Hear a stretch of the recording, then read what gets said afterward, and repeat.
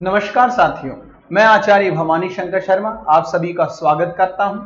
सर्वे भवन्तु सुखिनः, सर्वे सन्तु निरामया, सर्वे भद्राणि पश्यन्तु, मां कश्चित् दुःख भाग् भवेत्। तो आइएगा हम प्रारंभ करते हैं। और हमारा जो संस्कृत भाषा चल रही थी उसमें हमने जो पढ़ा था वो हमने देख लिया संस्कृत का सामान्य परिचय। तो संस्कृत के सामान्य परिचय के बाद में हम आगे बढ़ते हैं और आगे की क्या रूपरेखा रहती है उसमें हम जीरो लेवल से चल रहे हैं। जीरो लेवल से आपका कार्य हो रहा है। अब हम देखते हैं साथियों कि वर्ण विस्तार का जो परिचय है उसके बारे में हम चर्चा करते हैं। वर्ण विस्तार में हमारे सामने पाणिनीय शिक्षा जो पाणिनि जी ने लिखी है, पाणिनीय शिक्षा की किताब आपने बखूबी पढ़ी होगी फर्स्ट ईयर सेकेंड ईयर में, तो वहीं से प्रारंभ करते हैं। देखिएगा साथियों, मैं जब पढ़ता था तो वहां पर एक सुबह का जो समय होता है, आप एक याद रखिएगा, सुबह का जो समय होता है संस्कृत पढ़ने का सर्वश्रेष्ठ समय होता है। और हमारे घर वाले अपने मातृपितृ शक्ति जो प्रधान है वह भी हमें कहा करते हैं कि बेटा तुम सुबह पढ़ा करो, सुबह ब्रह्म मुहूर्त होता है। तो मेरी एक बात हमेशा याद रखिएगा साथियों, जब भी आप संस्कृत पढ़ते हैं, संस्कृतम भाषा पढ़ते हैं, सुबह 4 बजे से आप कंटिन्यू 6-7 बजे तक पढ़ा करो। 2-2, 3-3 घंटे सुबह हमेशा संस्कृत भाषा को दिया करो। और उसके बाद में आप चाहे कभी भी पढ़ो, पर सुबह के समय संस्कृत भाषा को जरूर दिया करो। आपका जो आपके समक्ष सामने खड़ा है वह व्यक्तित्व है, आपको संस्कृत का व्याकरण और आपकी संस्कृत के साहित्य और आपका कहने का तात्पर्य शिक्षण बढ़िया तरीके से याद करवा दूंगा। मुझे जहां तक लगता है मैं आपकी कक्षा में ही याद करवा दूंगा, क्योंकि आपका साथ चाहिएगा, आपका एक विश्वास चाहिएगा, उसके आधार पर हम इत्यादि चीजें कर सकते हैं। तो आओ, और मारवाड़ी भी अपने को बहुत बढ़िया आवे और आपने मारवाड़ी में भी धीरे धीरे बढ़िया तरीका समझ जाओगा, क्योंकि राजस्थानी पढ़वा में बहुत बढ़िया या करी। आ जाओ, तो हम आगे चलते हैं। सबसे पहले हम आज स्टार्ट करते हैं जो है पाणिनीय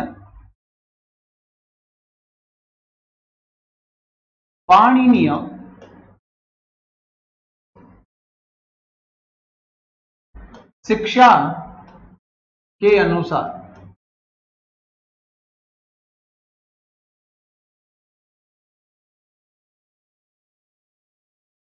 वर्ण विस्तार। पाणिनीय शिक्षा के अनुसार वर्ण विस्तार कितने हैं, क्या प्रकार से होते हैं, एग्जामिनर किससे प्रश्न पूछेगा। तो सबसे पहले मेरे पास संख्या आती है कि पाणिनीय शिक्षा के अनुसार वर्ण विस्तारों की संख्या कितनी है। तो एक ही दिमाग में आता है कि नटराज राजो ननाद ढक्काम नौ पंचवारम, है ना। तो यहां पर नटराज राज के डमरू के कारण जो उद्घटित हुए या मैं कहता हूं उत्पन्न हुए, तो वह कितने थे, वह थे आपके सामने त्रिषष्टि चतुष्षष्टि, जो पाणिनि ने ग्रहण किए हैं, है ना। पाणिनि ने जो नटराज राज के डमरू से जो माहेश्वर सूत्र निकले उनके आधारों पर उनका थोड़ा सा रूपांतरण कर त्रिषष्टि चतुष्षष्टि वर्णे शंभु मते मतः, तो वर्ण शंभु के मत में पाणिनीय शिक्षा के अनुसार जो त्रिषष्टि चतुष्षष्टि वर्ण है उनके बारे में हम चर्चा करते हैं। क्या है ये त्रिषष्टि चतुष्षष्टि? सर, माहेश्वरी सूत्रों के अनुसार तो हमने देखा था कि स्वर हो जाए 42 ही होंगे, पूरे टोटल देखेंगे तो, है ना, 9 स्वर हो जाएंगे, 33 व्यंजन हो जाएंगे। तो क्या करेंगे, तो भैया 42 वर्ण तो हैं, 42 वर्ण तो है, पर पाणिनीय शिक्षा जहां पर नाम जुड़ जाए तो वहां पर आपका उत्तर सही जाएगा त्रिषष्टि चतुष्षष्टि। इनके बारे में चर्चा करते हैं, कैसे 63 64 वर्ण होते हैं। आज अपना यही वीडियो रहेगा। आइएगा, हमारे सामने आता है वर्ण विचार। वर्ण विचार या वर्ण विस्तार है, कुछ भी कह दो, हमें 63 64 तक पहुंचना है। आइएगा, हम पहुंचते हैं, एकदम डायग्राम के साथ याद करेंगे, किसी को कोई रट्टा मारने की आवश्यकता नहीं है।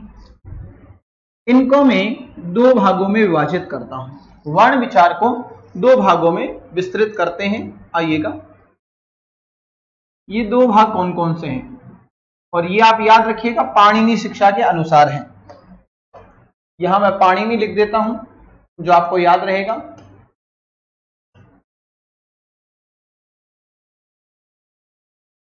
पाणिनीय, और यहां लिख देता हूं त्रिषष्टि चतुष्षष्टि। 63 64, ठीक है। सबसे पहले आता है स्वराह।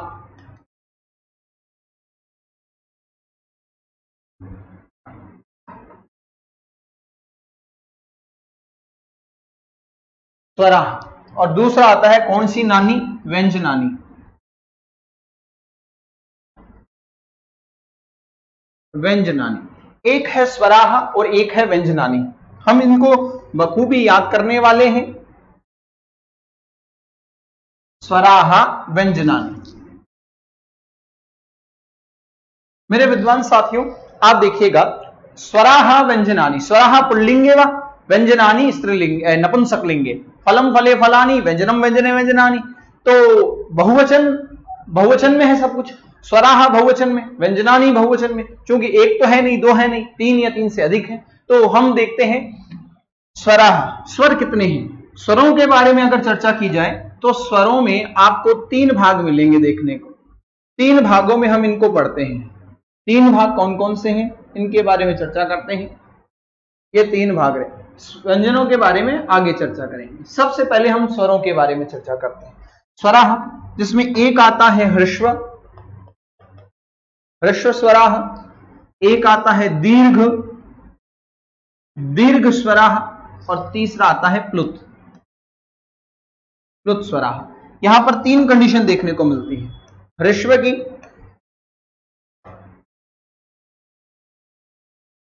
यहां पर देखने को मिलती है दीर्घ की, और यहां पर देखने को मिलती है प्लुत की कंडीशन। ये तीन कंडीशन है स्वरों में। आपको एग्जामिनर सीधा सा प्रश्न पूछेगा, पाणिनीय शिक्षा के अनुसार स्वर कितने हैं, दीर्घ स्वर कितने हैं, ह्रस्व स्वर कितने हैं, प्लुत कितने हैं। तो ह्रस्व क्या होते हैं आइएगा, अच्छा स्वरा कहते हैं वैसे, ध्यान रखिएगा, और हल को व्यंजन कहते हैं। तो ह्रस्व स्वर कौन कौन से होते हैं, इनके पहले मैं एक बात कर देता हूं। ह्रस्व स्वरों को आप एक बात ध्यान रखिएगा, एक मात्रिक भी कहते हैं। दीर्घ स्वरों को द्विमात्रिक भी कहते हैं, द्विमात्रिक। और त्रिमात्रिक प्लुत स्वरों को कहा जाता है, त्रिमात्रिक, ठीक है। तो यहां पर हमारे सामने आ गया एक मात्रिक, द्विमात्रिक और त्रिमात्रिक। एक मात्रिक अर्थात ह्रस्व स्वर है। कौन कौन से एक मात्रिक, आओ देखते हैं। मैं कहूं अ, ई, ओ, री, ली, ये त्रिमात्रिक स्वर है, ठीक है। यहां लिख देता हूं ली, ये त्रिमात्रिक स्वर है। कौन कौन से हैं, 1 2 3 4 और ये 5। ये आपके सामने एक मात्रिक स्वर, इनकी मात्राएं एक होती हैं। ये एक मात्रिक स्वर होते हैं जिनको ह्रस्व स्वर कहते हैं। अ ई उ री ली, अ ई उ री ली, जिनका उच्चारण में कम समय लगता है। एक मात्रिक अर्थात सबसे कम समय लगने वाला स्वर है ना। उकालो अजह्व दीर्घ प्लुतः, उकालो उषा काल के समय, है ना, उषा काल के समय मुर्गे ने आवाज की और मुर्गे की आवाज को पाणिनि ने ग्रहण किया। हाँ साहब, ये हकीकत है। हकीकत तो मैं ये नहीं कह सकता कि मुझे पता है, जहां तक मैंने किताबों में पढ़ा है, एक सूत्र आता है उकालो अजह्व दीर्घ प्लुतः। अब ये उकालो अजह्व दीर्घ प्लुतः क्या कहता है, ये स्वरों को पाणिनि ने तीन कंडीशन पे बांटा, तीन आधारों पर बांटा। तीन आधारों पर कैसे बांटा होगा, यहां पर कहते हैं कि पाणिनि जी ने उषा काल के समय, सुबह के समय एक मुर्गे की ध्वनि सुनी। जब मुर्गा बोलता है वो बोलता है कुक रू कू, इस प्रकार बोलता है। कुक कम समय लेगा, रू इससे थोड़ा ज्यादा समय, सेकंड स्टेप में कुक रू कू, ये तीसरे स्टेप में सबसे ज्यादा। तो कहते हैं कि सबसे कम समय लगने वाले को पाणिनि ने ह्रस्व कहा, इससे थोड़ा ज्यादा समय लगने वाले को पाणिनि ने दीर्घ कहा, और इससे 3 गुना, इन दोनों से ज्यादा समय लगने वाले को प्लुत कहा। तो एक मात्रिक यानी कम हो गया, द्वि यानी एक से ज्यादा है, और त्रि यानी एक और दो दोनों से ज्यादा है, त्रिमात्रिक। तो याद रखिएगा, एग्जामिनर ने एक बार सेकंड ग्रेड में प्रश्न पूछ लिया था, सबसे अधिक समय लगने वाला स्वर कौन सा होता है, तो प्लुत स्वर होता है, याद रखिएगा। सबसे कम समय लगने वाला कौन सा होता है, ह्रस्व होता है, मध्य का कौन सा है, दीर्घ है, ठीक है। तो यहां पर एक मात्रिक। अब द्विमात्रिक कौन से होते हैं, आओ देखते हैं। द्विमात्रिक होते हैं साथियों, इनका बड़ा भाई, इनका ही बड़ा भाई, ए का बड़ा भाई होता है आ, ई, उ, री, बड़ा री, है ना। ली कभी भी दीर्घ नहीं होता। आगे ए, ओ, आई और औ।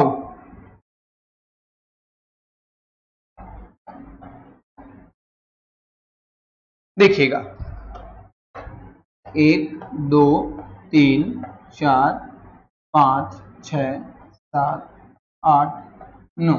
तो ये पांचवा तो मानक है नहीं, तो मैं इसको ऐसे लिख देता हूं 5 6 7 8। अब आओ आगे चलते हैं। यहां पर आपको समझना यह है कि दीर्घ में लृ का अभाव होता है। लृ कभी भी दीर्घ वर्ण नहीं होता। देखिएगा अ, ई, उ, री, लृ, ये 5 वर्ण हो गए, ह्रस्व स्वर हो गए। दीर्घ में लृ का अभाव होता है। सीधा सा प्रश्न बनता है, एग्जामिनर पूछेगा, 4 ऑप्शन दे देगा। आपके सामने 4 ऑप्शन दे दिए, ये देखो 1 2 3 और 4। आपको दे दिया ए, औ, आ और लृ। आपसे पूछ लेगा निम्न में से किस वर्ण में दीर्घ का अभाव होता है, कौन सा वर्ण दीर्घ नहीं होता। तो आपका उत्तर जाना चाहिए लृ।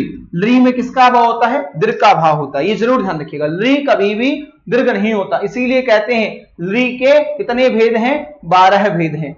यह ध्यान रखिएगा, लृ के कितने भेद हैं, 12। एच के भी 12 हैं, द्वादश भेदा। लृ के 12 भेद है। इनके बारे में चर्चा तभी पता चलेगा जब इनका दीर्घ का अभाव पता चलेगा। ठीक है, तो यहां पर अपने बात समझ में आ गई कि साहब लृ का अभाव होता है। तो कितने हो गए दीर्घ स्वर, 8 हो गए। ठीक है, प्लुत कितने होते हैं,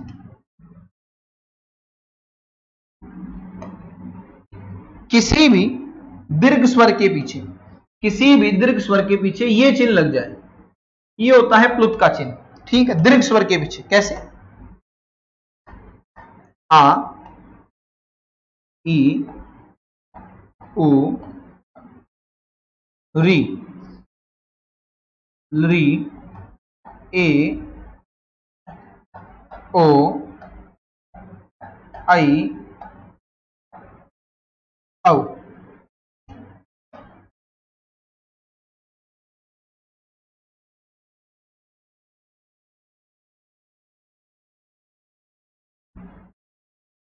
देखो यहां पर एक कंडीशन लिखी है मैंने, 1 2 3 4 5 6 7 8 और ये 9।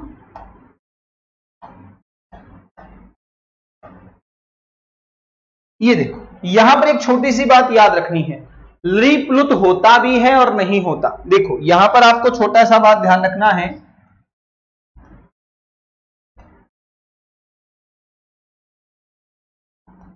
यहां एक बात याद रखिएगा, लृ दीर्घ होता भी है और नहीं भी होता। इसीलिए तो वर्ण बनते हैं 63 64, नहीं तो 64 ही होते या 63 ही होते। इसीलिए लृ को प्लुत माना भी जाता है, कई कंडीशन में नहीं भी माना जाता। ये बात जरूर ध्यान रखिएगा। तो इसी प्रकार से आपके प्लुत की संख्या हो जाती है 8 या 9। प्लुत की संख्या कितनी हो जाती है, 8 या 9। 8 होते हैं दीर्घ और 5 होते हैं आपके कौन से, एक मात्रिक अर्थात ह्रस्व। तो ये कंडीशन आपको याद रखनी पड़ेगी, क्योंकि स्वरों में आपके कंडीशन आती हैं। ठीक है, तो दीर्घ स्वर के पीछे आप ऐसा चिन्ह लगा दो, लृ दीर्घ नहीं था इसीलिए तो यहां पर माना जाता, लृ दीर्घ नहीं होने कारण प्लुत में माना भी गया है और नहीं भी माना गया। ये कंडीशन आपको इतनी याद रखनी है, गहराई में जाने की आवश्यकता नहीं, इतना याद रखना है। इसीलिए स्वरों की टोटल संख्या कितनी होगी, स्वरों की टोटल संख्या तभी निकल के आती है अपनी, कितनी निकल के आती है, स्वरों की टोटल संख्या जो निकल के आएगी वो निकल के आएगी 21 या 22, है ना। क्योंकि 5 8 8 16 16 5 20 20 1 21 या 22। बात सुना आगे, 21 या 22 स्वर होते हैं, आपको ये कंफर्मेशन मान लेना है। तो आपको 21 या 22 स्वरों के बारे में इतना ध्यान जरूर रखना पड़ेगा साथियों कि स्वर होते हैं 21 या 22, क्योंकि जिसमें ह्रस्व भी है, जिसमें दीर्घ भी है, जिसमें प्लुत भी माने जाते हैं। 21 या 22 आपके सामने स्वर आ जाते हैं, कोई दिक्कत नहीं है। तो वापिस देखिएगा, वर्ण विचार है, वर्ण विचार है को कितने भागों में बांटा गया है, 2 भागों में। मेरे साथ बोलना है, बोलते बोलते याद हो जाएगा। वापिस बोलो, टॉपिक कौन सा है, वर्ण विचार है। और वर्ण विचार कितने भागों में बांटा सर? 2 भागों में। कौन सा है? स्वराह, दूसरा व्यंजनानी। स्वराह पुल्लिंगे, व्यंजनानी नपुंसकलिंगे। स्वरों कितने भागों में बांटा? 3 भागों में। पहला कौन सा है? ह्रस्व स्वराह, दूसरा दीर्घ स्वराह और तीसरा प्लुत स्वराह। ह्रस्व स्वरों में क्या लिखा सर? अ, ई, उ, री, लृ। 5 हो गए, कोई दिक्कत नहीं। दीर्घ में क्या लिखा रे? आ, ई, उ, री, लृ। होता है क्या सर? नहीं होता। दीर्घ में, लृ में दीर्घ का अभाव होता है। फिर आगे ए, ओ, आई, औ। और यहां प्लुत में होता है, जितने भी दीर्घ वर्ण हैं उनके पीछे प्लुत का चिन्ह लगा दो। प्लुत का चिन्ह होता है तो लृ जो होता भी है नहीं भी होता, इसीलिए बन जाता है 8 या 9। इसीलिए टोटल स्वरों की संख्या होती है 21 या 22। सर एक बात बताइएगा। हाँ बेटा बता। ए, ओ, आई, औ जो है, हाँ है, ए, ओ, आई, औ जो है, क्या ये भी दीर्घ होते हैं? इनको दीर्घ क्यों माना? तो आइएगा देखते हैं। दीर्घ जो होते हैं वो किसी न किसी से मिलकर बनते हैं। दीर्घ किसी न किसी से मिलकर बनते हैं, जैसे ए प्लस ए बराबर आ। जो मिलकर बनता है उसे हम दीर्घ कहते हैं, जिसको हम मिलकर बनते हैं उसे दीर्घ कहते हैं। ठीक, तो ए प्लस ई बराबर क्या होता है सर? ए होता है। मिलकर बना है क्या सर? मिलकर बना, इसलिए ये भी दीर्घ है। बात समझ आ गई? तो ये कंडीशन याद रखना। अब देखो यहां पर आगे मैं चलता हूं। यहां तक अपन ने बात कंप्लीट कर ली कि साहब यहां पर 21-22 स्वर होते हैं। अब देखो जब भी इनको उच्चारित करोगे, उच्चारण करोगे, तो ये है ए, ये है आ और ये है आ। आपने ओम बहुत बार बोला होगा, ओम बहुत बार। आप ओम ही बोलते हो क्या या ओम बोलते हो? सर ओम बोलते हैं। क्यों इतना लंबा ले जाते हो? क्योंकि प्लुत है, क्योंकि क्या है? प्लुत है, इसीलिए ले जाते हो। तो ये ह्रस्व यानी कम समय, सबसे कम समय ए में एक मात्रिक, इसमें इससे ज्यादा ए, आ और ये आ, ए, आ, ई, ई, उ, उ, इस प्रकार बोला जाएगा। री, री, री, है ना? ये ध्यान रखिएगा। री की एक कंडीशन ध्यान रखना। री में ये तो है एक मात्रिक, ये एक गांठ और लगा दी द्विमात्रिक, ये है त्रिमात्रिक। तो ये छोटी मोटी चीजें ध्यान रखना, दिमाग में रहेगी, भाषा को अच्छा सीख पाओगे।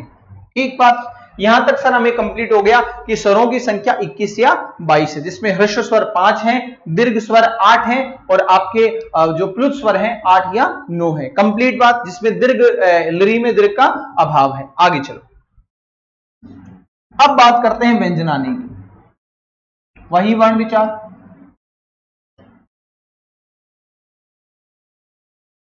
वर्ण विचार है।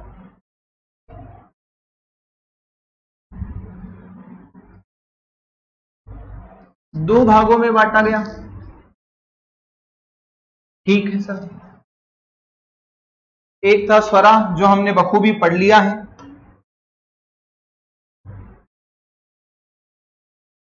स्वराह, और एक है कौन सी नानी सर? व्यंजनानी।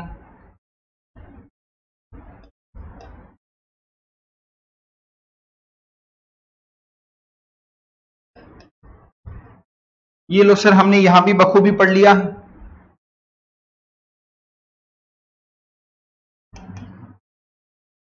स्वरा होते हैं सर 21 या 22। व्यंजनानी का अभी तक बेरा नहीं है, कब चलेगा सर? अभी बताओगे तो चल जाएगा। ठीक है भैया, बता देते हैं। ये देखो, अब चलते हैं व्यंजनानी में। व्यंजनानी कितने प्रकार के होंगे? व्यंजनानी आपका नपुंसकलिंग शब्द है, व्यंजनम, व्यंजने, व्यंजनानी, यानी बहुत सारे हैं। कितने हैं आओ देखते हैं। व्यंजनानी को दो भागों में बांटा गया।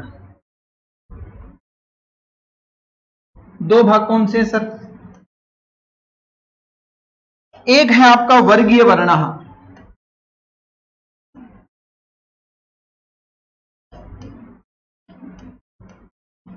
जिन्होंने ताजा ताजा बीएड की है, जिन्होंने ताजा ताजा 12वीं पास कर कर बीएड की है, जिन्होंने फर्स्ट ईयर सेकंड फाइनल करके ताजा ताजा बीएड की है, तो उनको फायदा मिलने वाला है। वर्गीय वर्णः, ये कंप्लीट हो गया। और एक है अवर्गीय वर्णः।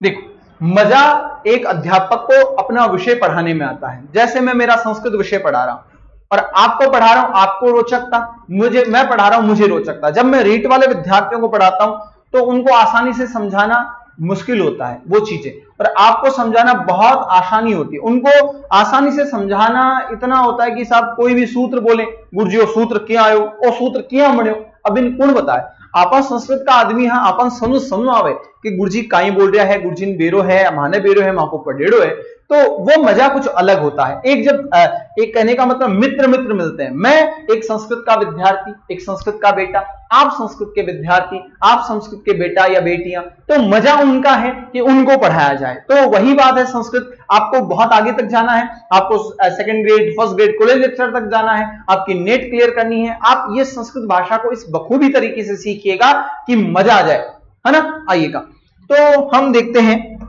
यहां पर वर्गीय वर्णाम, अवर्गीय वर्णाम।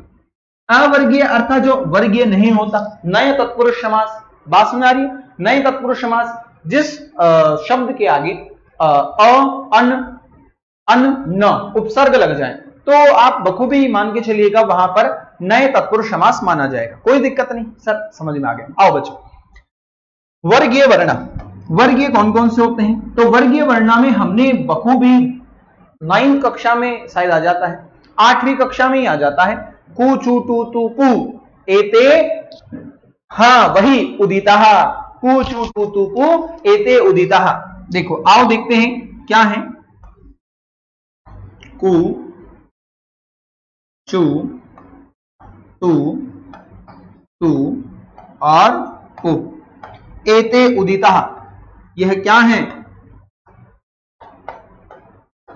उदिता। याद रखना उदिता कौन सा प्रत्यय लगा है उदिता में, सर उदिता त प्रत्यय लगा है। कौन सा प्रत्यय लगा है, त प्रत्यय लगा है। उदिता शब्दे त प्रत्यय, ध्यान रखना। तो उदिता, उदित वर्ण कहा गया है किनको, कु चू टू तू पू एते उदिता, इनको उदित कहा, बहुवचन में है ना। उदिता विसर्ग इसलिए आया, बहुवचन में है। तो कु चू टू तू पू एते उदिता, उदित वर्ण कहा गया है, वर्गीय वर्ण भी है, उदित वर्ण इन्हीं को ही कहा गया है। कौन कौन से हैं, आज तक आप गलत उच्चारण करते आए हैं कई चीजों का, क्योंकि हमारा संस्कृत का सबसे, जो भी संस्कृत व्याकरण पढ़ाता है, हिंदी व्याकरण, चूंकि मैं दोनों पढ़ाता हूं, वैसे मैं संस्कृत और इंग्लिश लिटरेचर से है मेरी शास्त्री, पर मैंने 11th-12th में बायोलॉजी भी रखी है, संस्कृत और बायोलॉजी इससे भी अध्ययन किया है। तो मेरा जो जीवन है वो बायोलॉजी से, संस्कृत से हमेशा घिरा रहा है, इंग्लिश से घिरा रहा है। संस्कृत भी बखूबी सीखी है मैंने, पढ़ाते समय संस्कृत हिंदी भी सीख ली। संस्कृत तो मेरा मेन विषय है, मैं व्याकरणाचार्य हूं, तो वहां से मुझे एक आशा मिलती है कि एक बार हमेशा देखने को मिलता है कि जो संस्कृत का विद्यार्थी होता है वह शार्प माइंडेड होता है, उसकी बुद्धि बहुत तेज होती है, और जो पढ़ाते हैं उनकी बुद्धि वास्तव में एकदम डल होती है। मैंने जहां तक देखा है, संस्कृत पढ़ने वाला, हकीकत बात है, वह अपनी बुद्धि का प्रयोग नहीं करता, अन्यथा उसकी बुद्धि, उसका दिमाग इतना क्लियर होता है, रूप सिद्धियां कर कर कर मजा आता। वो कितने सूत्रों को उनको याद रखना पड़ता है, इस पर यह सूत्र लगेगा, उस पर वह सूत्र लगेगा, फिर जाकर राम रूप सिद्धि निष्पन्न होगी। तो वही आपसे मैं बोलता हूं, आप लोगों की बुद्धि सबसे तीव्र है, और आप एक बात याद रखिएगा, फर्स्ट रैंक लाते समय हिचकिचाहट नहीं होगी आपको, क्योंकि आपकी बुद्धि में बहुत गुण है। तो संस्कृत से पढ़ा हुआ विद्यार्थी, कहते हैं ना माता कभी कुमाता नहीं हो सकती, वैसे ही संस्कृत से पढ़ा विद्यार्थी कभी मंद बुद्धि हो ही नहीं सकता। वो जानबूझ कर बने उसका तो क्या इलाज है, पर मंद बुद्धि हो ही नहीं सकता। आइएगा, कोचू टू तू पू क्या कहता है, कोचू टू पू का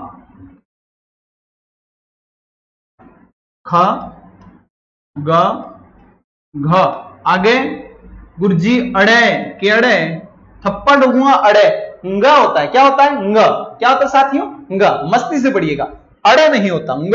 नाशिका यम गणना नाम नाशिका च, अर्थात ng का पंचम वर्ण का उच्चारण, जो भी पांचवें वर्ण आएंगे ना, इन सब का उच्चारण नासिका से अर्थात नाक से होता है।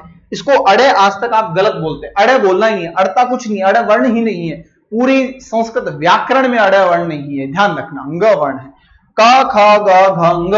अगला, ये हिंदी वाले बोलते हैं, मैं जब हिंदी पढ़ाता ना अड़, ये यहाँ पे टीचर है बहुत सारे बोलते हैं अड़, मुझे बहुत गुस्सा आता है, पर उनको समझाएं कैसे, नहीं समझा सकते उनको, क्योंकि जो रूपरेखा चल रही है उनको समझाया नहीं जा सकता। पर हकीकत यही है, अड़ा नहीं होता अंग होता है ना, अंग भी नहीं होता, अ जानकर जोड़ दे। कई संस्कृत के अध्यापक है जिनको बोलना नहीं, शुद्ध उच्चारण व्याकरणाचार्य का सर्वप्रथम उद्देश्य होता है शुद्ध उच्चारण, उसके बाद में शुद्ध प्रयोग, उसके बाद में शुद्ध लेखन, है ना। ये तीनों चीजें होती है। त्रुटि हो जाए उसको सुधार करो, उसको बताओ। जैसे आज सपोज करो मैं आपको गलत पढ़ा जाऊं कोई चैप्टर, आप शिक्षक हैं, है ना, और आपने कभी किसी चीज को गलत पढ़ा दिया, मैंने बखूबी गलत पढ़ा दिया, आज कोई पॉइंट मैंने जैसे अवर्गीय गलत पढ़ा दिया आप लोगों को, है ना।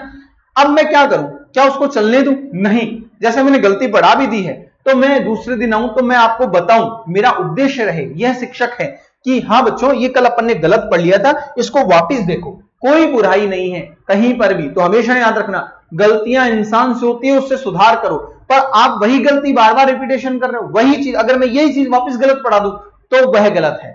तो ये जरूर ध्यान रखिएगा, हमेशा गलतियां सुधारो और उच्चारण हमेशा अच्छा रखो, उच्चारण सुधारने की चेष्टा करो। हम राजस्थानी कुछ उच्चारण में एक दुख हो सकती है, पर इतनी भी नहीं होनी चाहिए। संस्कृत पढ़े हुए विद्यार्थी से, जिसने शास्त्री कर ली है, जिसने शिक्षा शास्त्री कर लिया, जिसने आचार्य कर लिया है, वह गलती कैसे कर सकता है? नहीं कर सकता था। आइएगा, क ख ग घ ङ, आगे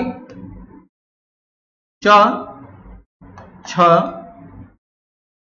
ज झ य, न कि अय, ट ठ ड ढ ण। इनके नीचे आएगा क्या बिंदु? बिंदु आएगा क्या? कभी नहीं आएगा। याद रखना, इनके नीचे ड और ढ में बिंदु आता, वो हिंदी में अरबी भाषा से लिए गए। अपनी संस्कृत भाषा ने किसी से कोई उधारी नहीं लिया है, सबको बांट रखा है। दानवीर है संस्कृत भाषा, जापानीज संस्कृत से बनी है, बहुत सारी भाषाएं संस्कृत से बनी है, डच संस्कृत से बनी है। संस्कृत भाषा से बहुत सारी लैंग्वेज का निर्माण हुआ है। अंग्रेजी तक संस्कृत से बनी है। मातृ मदर बना लिया, पितृ फादर बना लिया, त्रिकोणमिति ट्रिग्नोमेट्री बना लिया, ज्यामिति ज्योमेट्री बना लिया। संस्कृत भाषा तो बहुत बड़ी भाषा है, सुपर कंप्यूटर की भाषा संस्कृत है। संस्कृत भाषा तो जो आप ये कहते हैं इसरो इत्यादि में संस्कृत भाषा, नासा में संस्कृत भाषा का प्रकोप ज्यादा रहता है कि संस्कृत भाषा क्या कहती है, इसके वेद क्या कहते हैं, इसकी भागवत गीता क्या कहती है, उसके हिसाब से चलो रे, कहीं गलती ना कर बैठो। तो ये बात है। ड ढ जो है वो अरबी भाषा के वर्ण हैं, अरबी भाषा से लिए गए हैं हिंदी भाषा में, न कि संस्कृत भाषा में। तो यहां नुक्ता कदा भी नहीं आएगा, कभी भी नहीं आएगा, ये ध्यान रखना। मिट गया क्या? ओ ले, आ जाओ।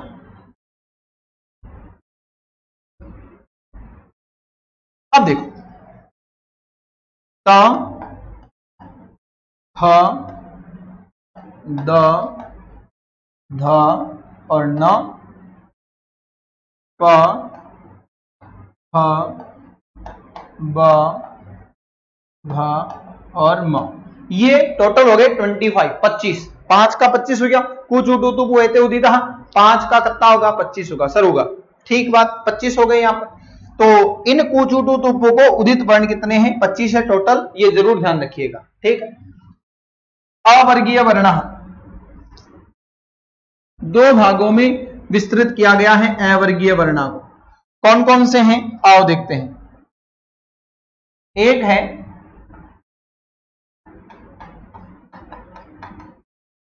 अंतस्थः, एक है ऊष्माणः। एक है अंतस्थः, एक है ऊष्माणः।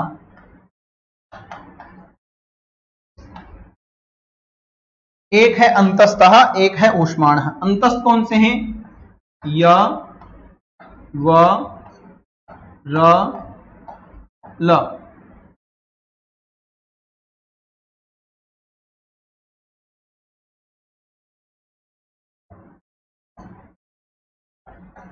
ये रहे य व र ल। याद रखिएगा, य व र ल अंतस्था है। सर यरलव नहीं होता क्या? नहीं होता। यण क्या होता है? य व र ल। यण प्रत्याहार जब हम पढ़ते हैं माहेश्वरी सूत्रों में, अ ई उण रील रिक ए ओम आई औच हय वरट लण यम गणनम झवया गणदस जब गणदस खपचड़ कर तो कबे सरहल, सबको याद है ना। तो यण प्रत्याहार आप समझ गए कि य व र ल होता है। ऊष्माण श श श और ह, ये होते हैं ऊष्माण। कोई दिक्कत नहीं है। तो यहां पर अपने टोटल कितने हो गए?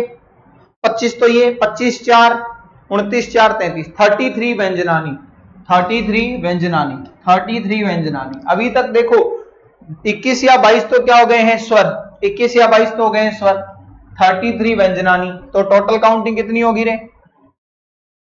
कहूं तो 21 या 22 पर 33 व्यंजनानी, तो 3 1 4 54 55 54 55 हो गया, 54 55 54 55 चतुर 50 पंच 50, ठीक है, ये हो गए। अबे हमें कहां तक पहुंचना है सर? हमें तो 63 64 तक पहुंचना है, अभी तो और बाकी है सर। कौन कौन से? आओ उसी को समझते हैं। आगे क्या है, यहां तक क्लियर हो गया सभी को? 54 55 तक पहुंच गए, 21 22 स्वर है, 33 व्यंजन है। अब देखो आगे चलते हैं, आगे क्या आती है बात।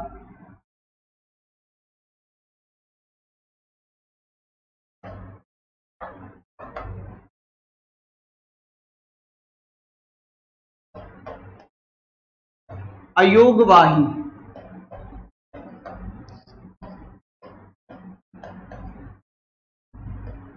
वर्ण, अयोगवाही वर्ण अर्थात अ प्लस योग प्लस वाही,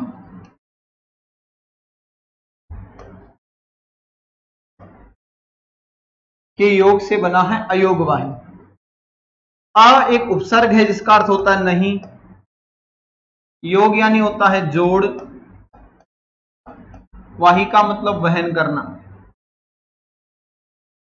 ठीक, अर्थात जो जोड़ा गया है ना, अर्थात जो जोड़ा गया है, पर ए यानी नहीं, अर्थात जिसे नहीं जोड़ा गया है, अर्थात जिसे नहीं जोड़ा गया है, तो किसमें? जिसमें हमने अभी तक ये फ्लो बन रहा था, ये 21 22 का 33 33 का फ्लो बन रहा था, जिसमें हमने नहीं जोड़ा है, वह अयोगवाही है। सर कौन से अयोगवाही? अयोगवाही की टोटल संख्या कितनी है? तो आओ हम अयोगवाही की टोटल संख्या देखते हैं। ये है 4 है। कौन कौन से हैं? आओ, 2 2 4 यहां, एक तो हो गया आपका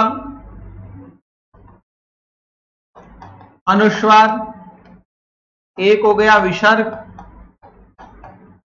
एक हो गया उपधमानीय, एक हो गया जीवामूलीय।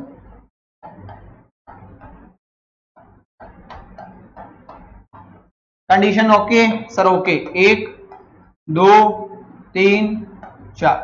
अनुस्वार कौन सा होता है सर? ये ले अनुस्वार, ठीक है, ठीक है, नासिका अनुस्वार।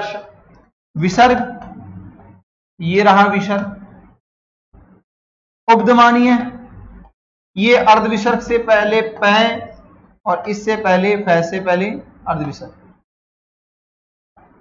ये अर्ध विसर्ग है। ये कंडीशन जो होती है उपधमानीय की होती है, सबको बेरा है, उच्चारण स्थान पढ़ा उपधमानीय नामोष्टो।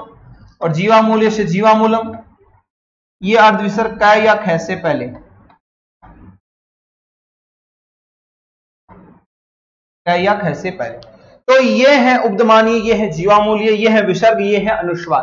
तो ये आपके सामने 4 कंडीशन बनती है, इनको आपको बखूबी याद हो गए होंगे। अगर 4 और जोड़ दूं प्लस में, 4 3 7 हो गए, सॉरी अन कौन जोड़ना, 54 में जोड़ना ना, 58 59, 58 59 हो गए, कोई दिक्कत नहीं। आगे अभी तक तो हमें 63 64 तक पहुंचना है। तो ये हो गया अयोगवाही वर्ण, आराम से लिख लेना, बिल्कुल अच्छे से नोट्स बना लेना, कहीं डरने की आवश्यकता नहीं है। आगे चलो सर, हमारे यहां तक हो गए, कोई दिक्कत नहीं साथियों। हमारा वर्ण विस्तार में स्वर हो गया, व्यंजन हो गया, 21 22 33। लरी को याद रखना है, अभाव होता है ना। एच में वैसे ह्रस्व का अभाव होता है, एच कभी ह्रस्व नहीं होता, ए आई ओ औ कभी ह्रस्व नहीं होते, लरी कभी दीर्घ नहीं होता, याद रखना, कोई दिक्कत नहीं है। प्लुत 8 या 9 होते हैं, स्वर 21 22 होते हैं, 33 व्यंजन होते हैं। अयोगवाही जोड़ा गया तो 4 अयोगवाही थी, ठीक है। आगे चलो 58 59।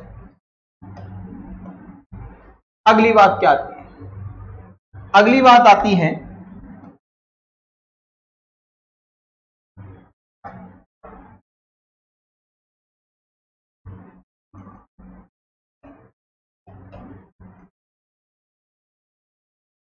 यम वर्ण। यम वर्ण कतिधा, यम गत्ता यम भी कितने हैं? टोटल 4 हैं। चत्वारः, ठीक, 4 यम वर्ण हैं। कौन कौन से हैं?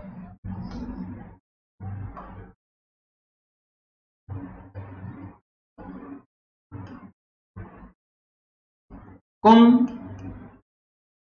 खुम, गुम, घुम, ये 4 हैं। ठीक है, ये 4 हैं। क्या सर ऐसे ही होते हैं? इनकी कंडीशन अलग होती है। क्या होती है देखिए, क, ख, ग, घ, वापिस क, ख, ग, घ। यम वर्ण निकाल रहे हैं।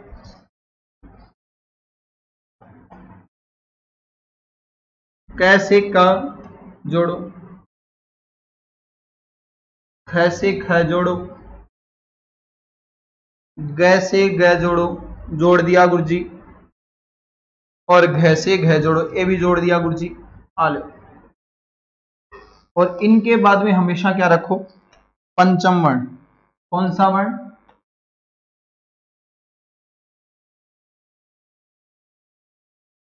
पंचम वर्ण। कंडीशन क्या है? कंडीशन ये है, यहां बनेगा क, यहां बनेगा ख, यहां बनेगा ग, यहां बनेगा घ, है ना, यहां बनेगा। इनके आगे कहीं पर भी, है ना, इनके आगे क्या मिलेगा? हमेशा पंचम वर्ण मिलेगा। पलक्किनी, चखन्नतु, अग्नि, घनंतु। कोई उदाहरण याद करने की आवश्यकता नहीं है। तो आपको याद रखना, क के बाद में पंचम वर्ण, ख के बाद में पंचम वर्ण, ग के बाद में पंचम वर्ण, घ के बाद में पंचम वर्ण अगर मिलता है तो वह कंडीशन यम वर्ण की होती है। एग्जामिनर इतना ही पूछता है, तो एग्जामिनर आपसे कभी नहीं पूछेगा। तो आपको याद रखना यम वर्ण, आपको याद भी हो गए। क के बाद में पलक, पलिक्कनि, चखन्नतु, अग्नि, घनंतु। जैसे मैं एक उदाहरण लिख देता हूं, घनंतु। तो ऐसी कंडीशन में देखोगे घ के बाद में न दिख रहा है, न पंचम वर्ण है ना, और ये वर्गीय वर्णों में घ की 2 कंडीशन है। तो ये आपका उदाहरण यम वर्णों का है। तो आप निश्चित, और ये कहां काम में आते हैं? ये साथियों वेदों में काम में आते हैं। कहां काम में आते हैं? वेदों में। ये वैदिक है, ये वैदिक कंडीशन है, वेदों में काम में आते हैं। बात समझ में आ गई? तो ये कहां काम में आते हैं? वेदों में काम में आते हैं। वैदिक कंडीशन है, तो आपको इसको इतनी देखने की आवश्यकता नहीं है, परंतु याद रखना पड़ेगा इन वर्णों को, इत्यादि इनकी कंडीशन क्या है, किस प्रकार आते हैं, इनके बाद में पंचम वर्ण आता है या नहीं आता, ये चीजें याद रखनी पड़ेगी। ठीक है, तो आपको बखूबी ये चीजें ध्यान रखनी पड़ेगी, तब आपका क्लियर होगा। तो यम वर्ण याद हो गए, ये है 4, इनको और जोड़ दोगे तो कितने बन जाएंगे? आओ देखते हैं।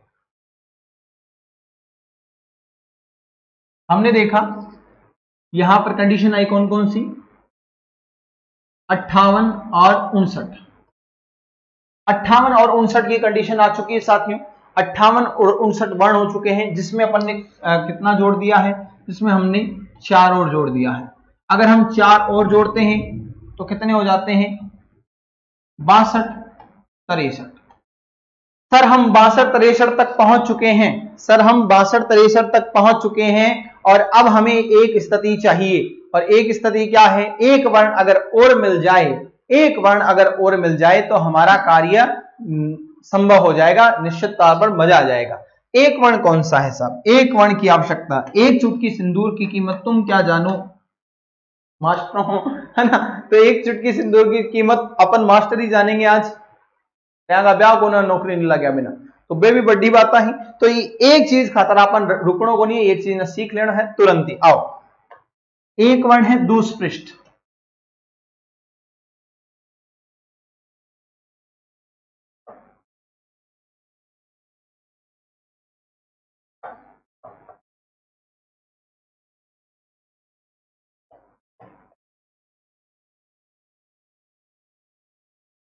दुष्पृष्ठ, ये रहा दुष्पृष्ठ। दुष्पृष्ठ वर्ण, दुष्पृष्ठ वर्ण कौन सा है साहब? एक ही वर्ण है जो वेदों से लिया गया है। कहां से लिया गया है? वेदों से लिया गया है। वेदों से लिया गया है, जो कौन सा है? आओ देख लेते हैं। इस वर्ण की आकृति कुछ इस प्रकार है। ये लय की भांति लगता है ना आपको, तो ये लय नहीं है वैसे देखा जाए तो ये है अड़। ये क्या है? अड़। अड़, इसका उच्चारण तो अड़ है ना, अड़। तो ये कहने का तात्पर्य है, ये है तो वैसे लय की कंडीशन पर इसको अड़ बोलते हैं, ये वेदों में काम में आता है। ये भाषागत भी कई बार कई चीजों में बताया जाता है कि उड़ीसा इत्यादि इधर जाए तो वहां पर आप अड़ का प्रयोग ज्यादा सुनोगे, अड़ बोलते हैं। तो ये अड़ है, इसका भी उच्चारण किया गया है, वेदों से लिया गया है। दुष्पृष्ठ वर्ण, इसका सही उच्चारण अड़ होता है, तो अड़ बोलने की चेष्टा कीजिएगा, आप देख पाएंगे। इसको आपने अपने राजस्थानी भाषा में भी इसको बखूबी देखा होगा, पर ये वेदों में कंडीशन ली गई है अड़ की। ये एक वर्ण है जो आपके दुष्पृष्ठ वर्ण माना जाता है ना। तो आइएगा, इसको और जोड़ दिया जाए तो कितनी कंडीशन हो जाती है? 63 और 64।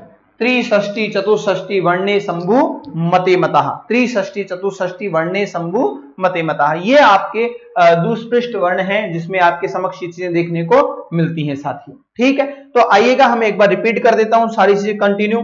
जो हमारा वर्ण विस्तार में 63-64 वर्णों तक हम पहुंच गए हैं। आइएगा, हमने पढ़ा वर्ण विचार है। वर्ण विचार है 63-64 वर्ण है जो पाणिनीय शिक्षा के अनुसार है, जो अभी अभी मैंने आपको बात बताई थी। पाणिनीय शिक्षा के अनुसार वर्ण विस्तार 63-64। ठीक है, उसके बाद में हमने देखा कि वर्ण विचार में 63-64 वर्ण है, पाणिनीय शिक्षा के अनुसार है। दो भागों में बांटा, जिसमें आपका स्वरा है और व्यंजनानी है। स्वरों में ह्रस्व स्वर है, दीर्घ है, प्लुत है, उकालो अजस्व दीर्घ प्लुत है। ये जरूर ध्यान रखिएगा। इसमें एक मात्रिक, द्विमात्रिक और त्रिमात्रिक कंडीशन आती है। पाणिनि ने उषा काल के समय देखा, वो सूत्र उषा काल से याद रहेगा। उकालो अज ह्रस्व दीर्घ प्लुत है, उकालो अच ह्रस्व दीर्घ प्लुत है। इसे इस प्रकार सूत्र को याद रख सकते हो। उकालो अच ह्रस्व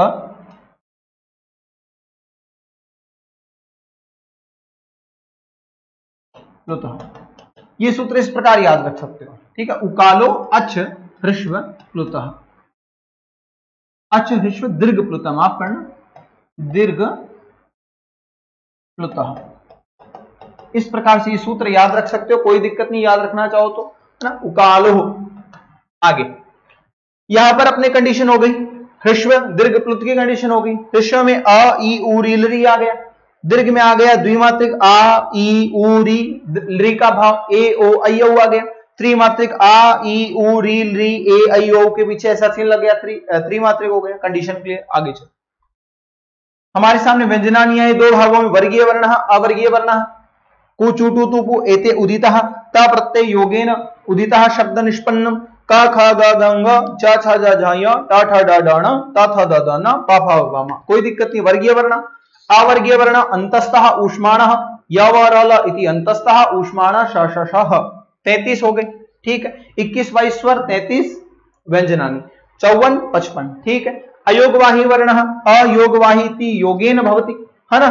योग इत्यस्य जोड़ः वहनवाही अ नहीं। अनुस्वार विसर्ग उब्दमानीय जीवामूल्य, अनुस्वार अनुस्वार, विसर्गः विसर्गः, उब्दमानीय प फ पूर्वे, है ना। अर्ध विसर्ग इति जातम, जीवामूल्य क ख इति पूर्वेन आपका उब्दमानीय वर्ण अर्थात ये अर्ध विसर्ग इति जातम। तो इनको जोड़ा गया 58 59, है ना। 8 50 9 50।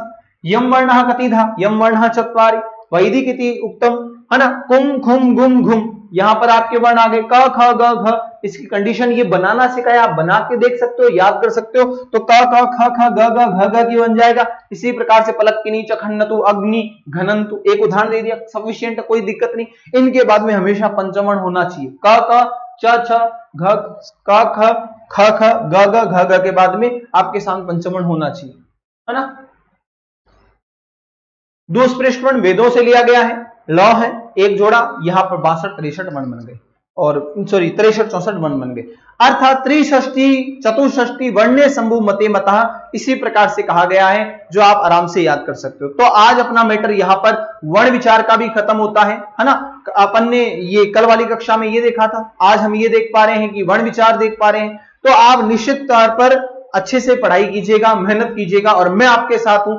जब तक मैं आपको छोड़ूंगा नहीं, जब तक आप कॉलेज लेक्चरर नहीं बन जाते। मेरा उद्देश्य यही है कि आप निश्चित तौर पर एक एक स्टेप पर, second grade, third grade, first grade, college lecturer, आप हिंदी संस्कृत भवानी शंकर से बखूबी अच्छे से पढ़ सकते हैं, जिसमें संस्कृत भाषा से आप बखूबी परिचित हो जाएंगे कि आप एक ऐसे विद्यार्थी से पढ़ रहे हैं जिसने हमेशा संस्कृत भाषा को देखा है। तो बढ़िया पढ़िएगा, मस्ती से पढ़िएगा, मेरी गारंटी है याद करवाने की। बढ़िया, शानदार, बहुत बढ़िया, धन्यवाद। आज के लिए इतना ही और आज के आनंद की जय हो और बोल बालाजी महाराज की जय हो। धन्यवाद साथियों।